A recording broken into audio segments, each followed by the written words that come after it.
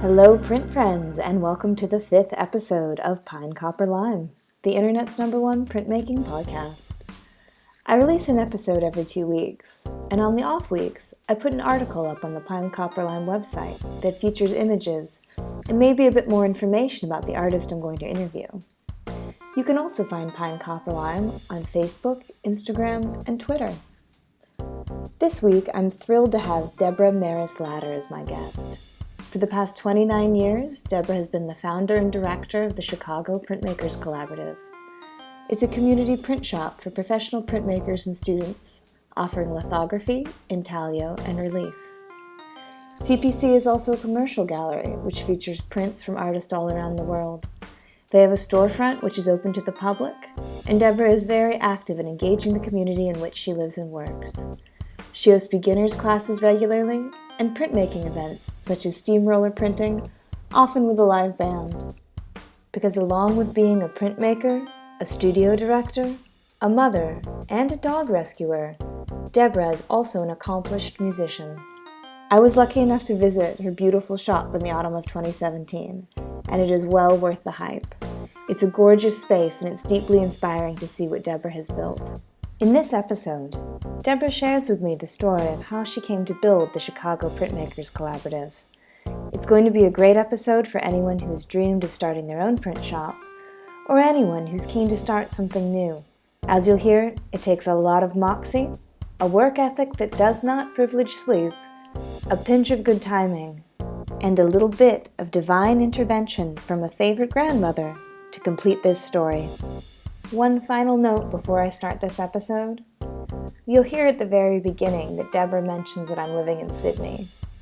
So despite my standard American accent, I do indeed live down under amongst the wombats. How I got here is a long story, but if you'd like to hear it, or if you're curious about anything else, please drop me a line at hello@pinecopperlime.com.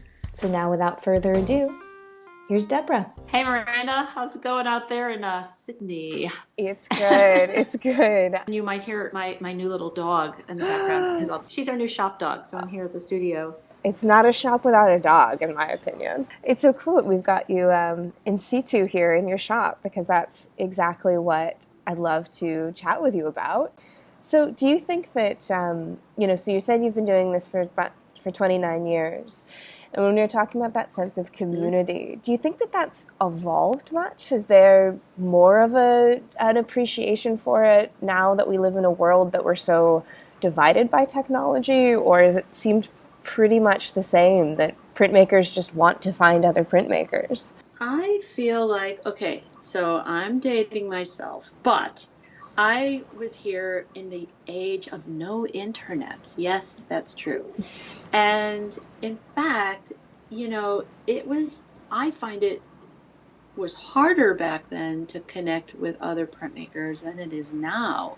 You can only imagine in the days of the telephone, it was a whole different ballgame. So you kind of were aware of what people were doing in other places, but it was all done by snail mail. Yeah. So you would get something from Anderson Ranch and you'd be, oh, look, they have a printmaking thing there that people can take classes at. And then you might meet someone from Anderson Ranch at maybe the College Art Association conference or some other place like that. But it was not easy to connect. And now that we have all these social media platforms, and you have have you looked at Facebook recently to see how many printmaking groups there are? I'm astounded. But on the other hand, I can most likely walk into any print shop around the world and they'll know what the Chicago Printmakers Collaborative is, because we've got 30,000 followers on Instagram. Yeah. And so that's significant. I don't know how it happened, but I did get really good at making videos. and you know how printmakers are. They want to see those process videos. We love the process. It is so fun to watch that kind of explode. And, maybe we got on somebody's, radar at some point and they just, it went crazy after that. But it's a nice thing because I can say, oh, yeah, you might not have heard of us. My name is Deborah from the Chicago. Oh, the Chicago. Oh, we follow you on Instagram. It's much easier now. And so when I wanted to get a hold of, every time I go to a new city, anywhere in the world, the first thing I do is Google, where's the print shop? So I Yeah. was in Barcelona last year, and I did the same thing, and I went to a bunch of places, and it was phenomenal because they're all there and it's easy to find them. So I do think that the global community of printmakers is much easier to find now. Yeah. So 29 years ago when you were setting up shop in Chicago, how did you get the word out? How did you get printmakers to come find you? It's a really good question because I didn't know anybody in Chicago except for this guy I was about to marry. So my husband lived here. He was an architect. And, I moved here out of the blue. I, didn't really know anybody. And I was actually looking for teaching because I had been teaching at University of Indiana at Fort Wayne, Hmm. IPFW, and I was the printmaking department chair there. And I just assumed when I moved to Chicago, I would just look for the same kind of employment. It really hadn't occurred to me at that time that I should run a print shop. I don't know why, but it just didn't. It wasn't the kind of thing, anybody in their right mind would do. Hmm. But I showed up here and I talked to lots of people, and so then initially I was meeting all the other printmakers in the city because I was going to the Art Institute, and I literally would just drive down to UIC and stick my foot in the door, and there Steve Campbell was printing up something, and I'd say, "Hi, you don't know me, but you're Steve Campbell," and he'd be like, "Yeah." I said, "So, tell me are you guys looking for adjunct? Or, I told them what I was doing, and so I met everybody, and they were nice enough to not shove me out the door and say, "Who are you? You're just like a pipsqueak, in your 20s, and we don't know you." But again, printmakers are fairly generous. So I meet everybody, and then I've been reading in this Chicago Artists Coalition paper newsletter that I would get every month, that there was this print shop for sale called, it used to be Hard Press Editions in the 70s, and it had gone fallow for many years. And the guy, luckily, who was selling it had decided to keep the whole shop together rather than selling it off in pieces, in which he would have made more money. Mm. So $3,000. And so I had saved money teaching in Fort Wayne because there's not a lot to do in Fort Wayne, you don't think about it. And the Yeah. rent is cheap there. So I had saved some money from teaching, and I basically sunk it all into this print shop, moved in, and by myself decided, well, maybe I'll just have the university of me, in the sense of like, well, I couldn't find a position. No one was hiring. And so I just started the print shop. I thought, well, the worst case scenario is that no one will come, but I'll make, a ton of prints. No, so I had, I had time, and I had, this space, and my husband's, working at Skidmore, Owings and Merrill at the time before he had gone off on his own. So I just did it. And because I had met all these university people, I was like, reached out to them, Janine Cooper-Eiting and Michael Miller at the Art Institute, and the people down at UIC and elsewhere.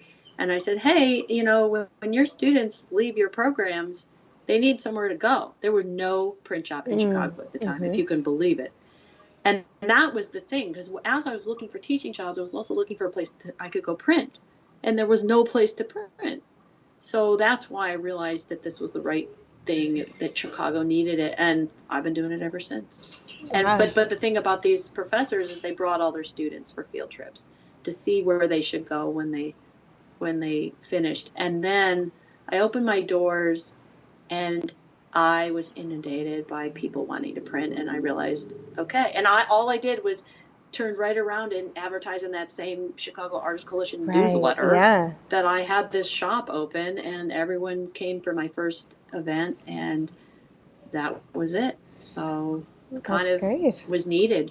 It was needed here in the city. So I never went back. So I taught all the classes at the beginning, Hmm. all of them. I taught litho, I taught etching, I taught.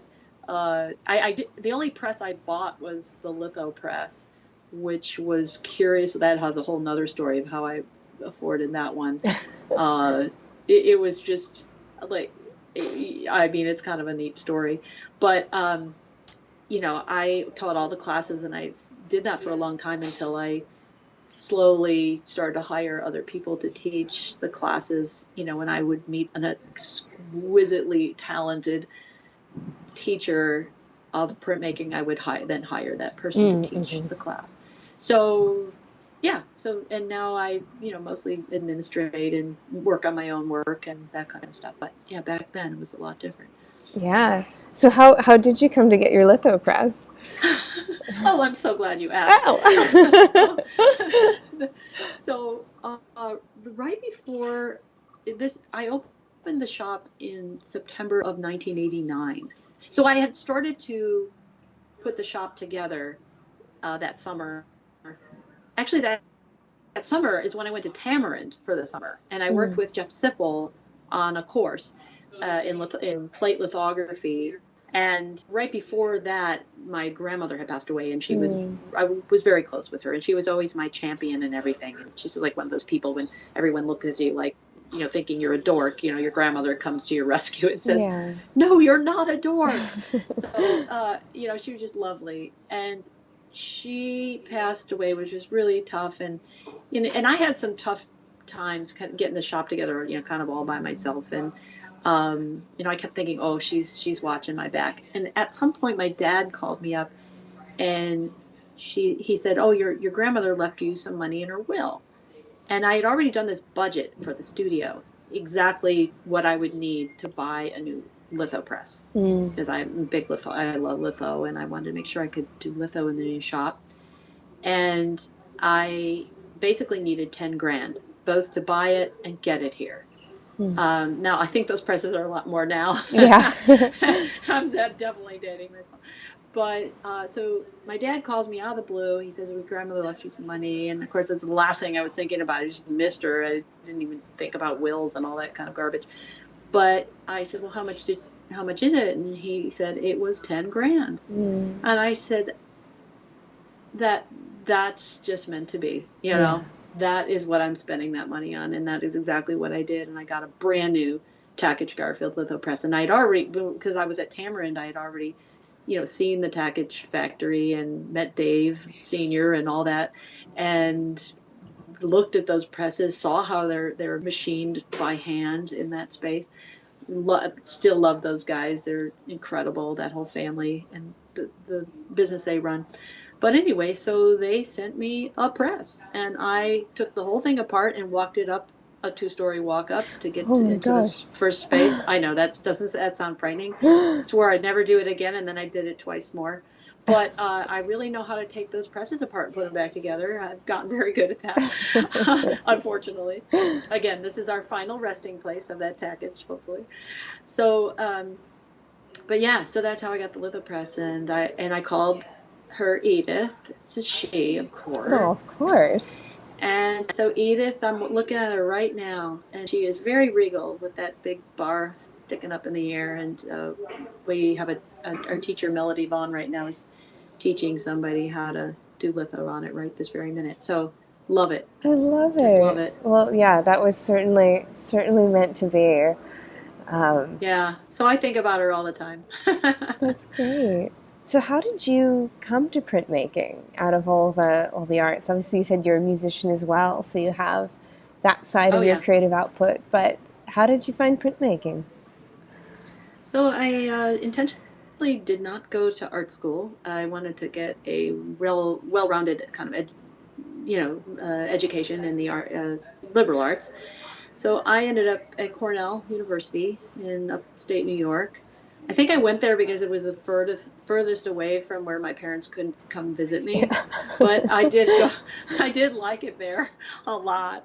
Anyway, so I ended up at Cornell to get I always thought, art's about, art's about life, not about art. So I didn't want to be too enmeshed in art initially, even though I knew from the get-go I was going to be an artist. And I actually started out in sculpture.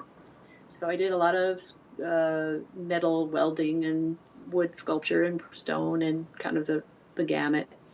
But I really loved to draw, and I was really missing drawing.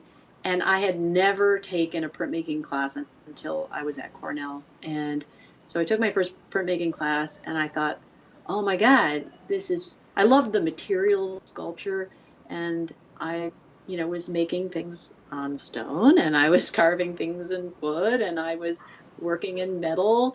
And so printmaking kind of was the perfect marriage of the love of those materials and the physicality of it, along with the love of drawing.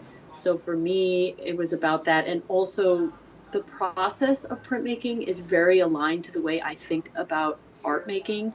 Lots of layers, lots of sort of things laying on top of other things, the process being a little bit separated in its parts. And I never looked back. I loved printmaking from that very first class. And then I learned all the different printmaking methods, spent a lot of time on each of them over the years. And I just love the way prints look too, and what it does with the drawing process. And I've learned from some incredible teachers, and I don't know. I was tagged. Yeah. I don't know how to describe it. Yeah. So yeah, and I'm always learning. So Yeah. Yeah, that's definitely something that printmaking offers is it it just continues to unfold with new techniques and new oh tricks yeah, and new people, and it really is it keeps on giving for sure. yeah. And we've definitely evolved. I've evolved, as an artist, obviously, but also our shop has evolved over the years. And when I first started the studio, we did not offer screen printing. We offered that about 5 years in, and it was just because it wasn't quite on my radar. I mean, I did learn it. I went to grad school at Cranbrook for printmaking, but I, just dabbled in screen printing. I didn't really learn screen printing until later. I offered it here, but it was just the beginning of when people were switching over from oil-based to water-based. And then eventually I started really using it in my own work and appreciating it much more. And the accessibility of screen printing is very nice for our students.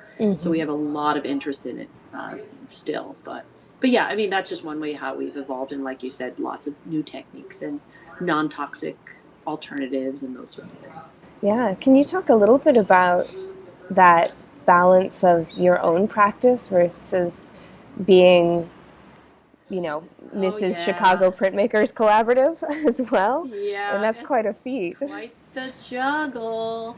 I know. So I have also two boys.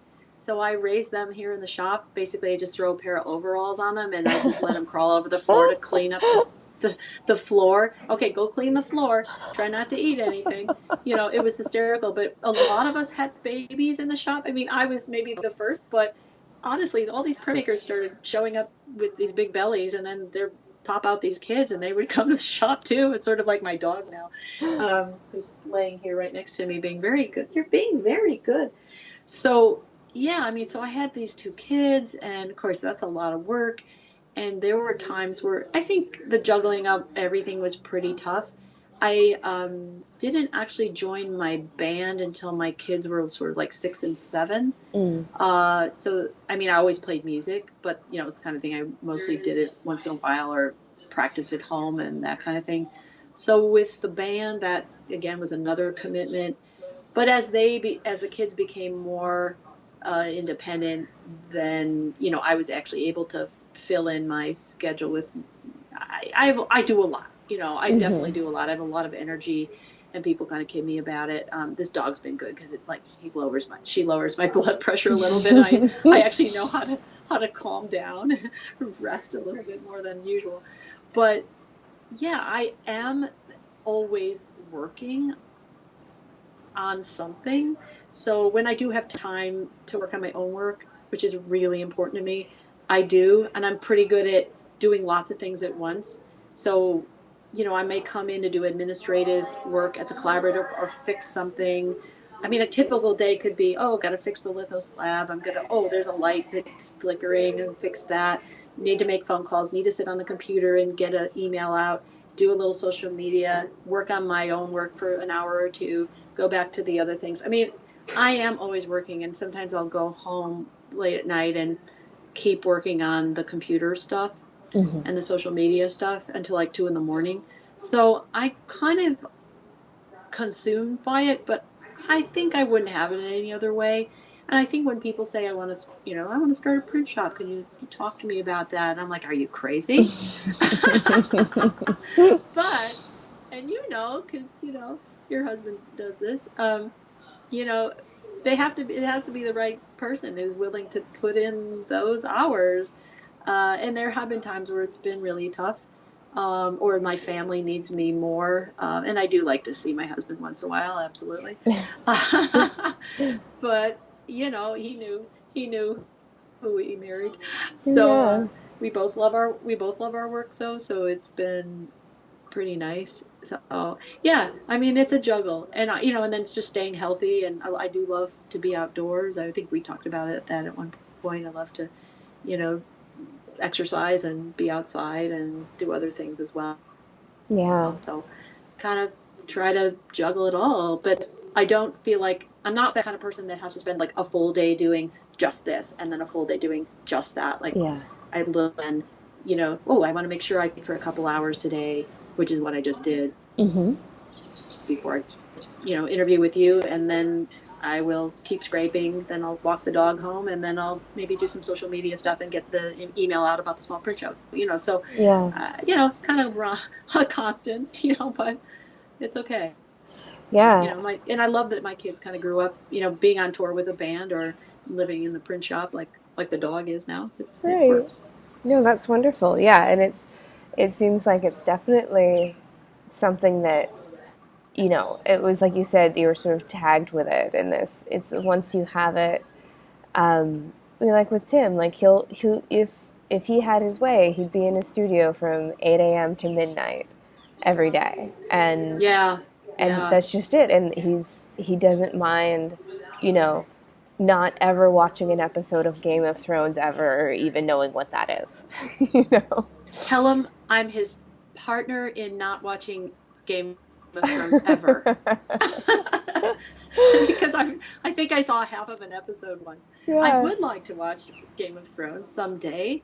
And I think that's yeah. it, is that, and I've experienced that a bit, and I'm sure I will more as my project and as our lives together and our want to start our own print shop comes to fruition, that I will much be more of that person that's like, I hear television is really good these days. Haven't seen it, but exactly. I know. It's funny because I have like this whole ritual where I like get my news in the morning, early, when I get up, and not that early in the morning. But so I'm informed about what's going on, and we get the New York Times every day and all that. But yeah, I mean, it's definitely. I love this. There was a moment when I moved out of the old space into the new one 3 years ago, where I could have just said enough. Mm-hmm. I just want to work on my own work. That was something my husband said, don't you just want to do your own work all the time? And that sounded kind of amazing in some ways.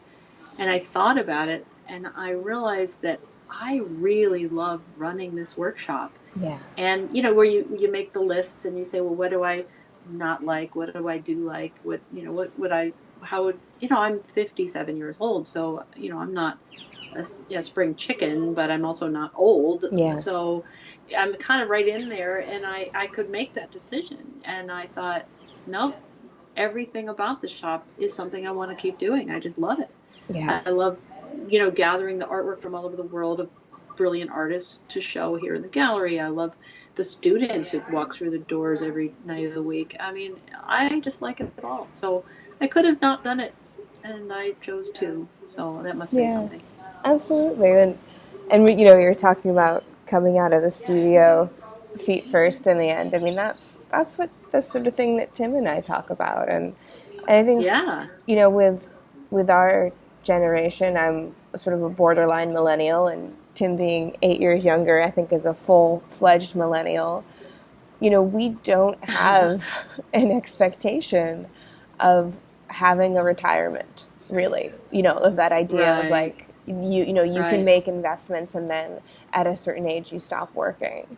And so with that in mind, it's like, well, we just want to keel over dead in the shop then. We may as well do something that we love, and that sort of sacrifice of doing something you hate for 40 years for doing things that you're okay with for 20 just doesn't exist for us.